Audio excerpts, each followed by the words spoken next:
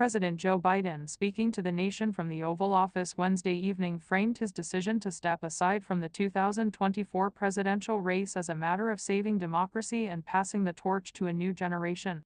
In a poignant speech that marked the beginning of the closing chapter of his presidency and half-century in public service, Biden acknowledged that uniting the party required sacrificing personal ambition for what he sees as a greater good. "I revere this office. But I love my country more," the president said.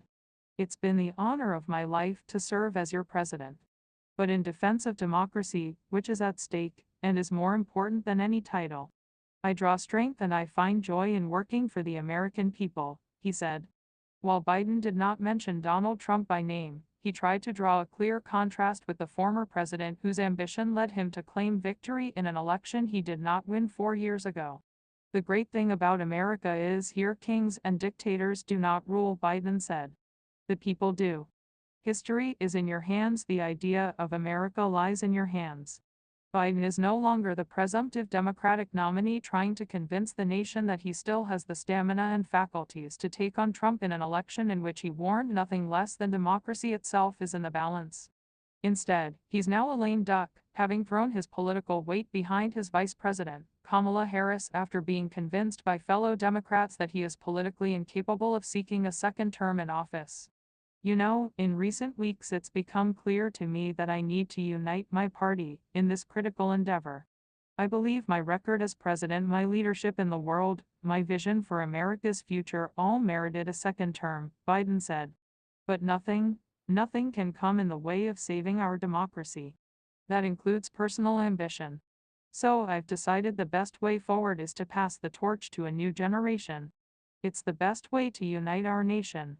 His speech marked his first extensive remarks since his announcement Sunday that he was not running, and was the first time many Americans have seen him since he tested positive for COVID-19 last week.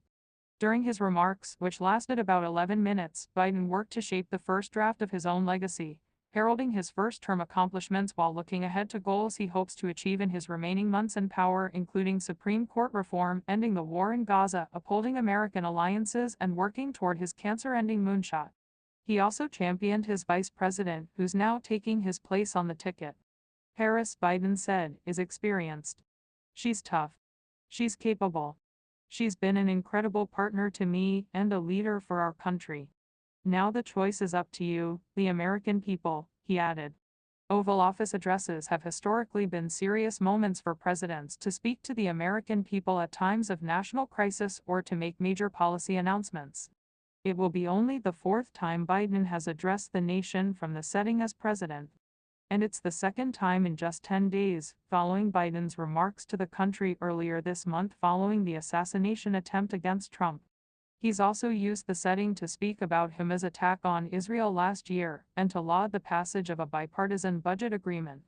Biden, who returned to the White House on Tuesday after testing negative for COVID-19, began drafting his highly anticipated address while isolating with the virus in Rehoboth Beach, Delaware, senior officials told CNN. The president and his longtime communications aide, Mike Donilon, began early work on the speech shortly after Biden went public with his decision to exit the race, after 3 weeks of mounting intra-party pressure. Donilon, a former pollster, played an instrumental role in presenting the data that informed Biden's decision to step aside. He also received speechwriting assistance from historian John Meacham. Harris, who quickly secured the backing of enough delegates to win the Democratic nomination, hit the campaign trail Tuesday in the key battleground state of Wisconsin, where she sought to draw a contrast with Trump.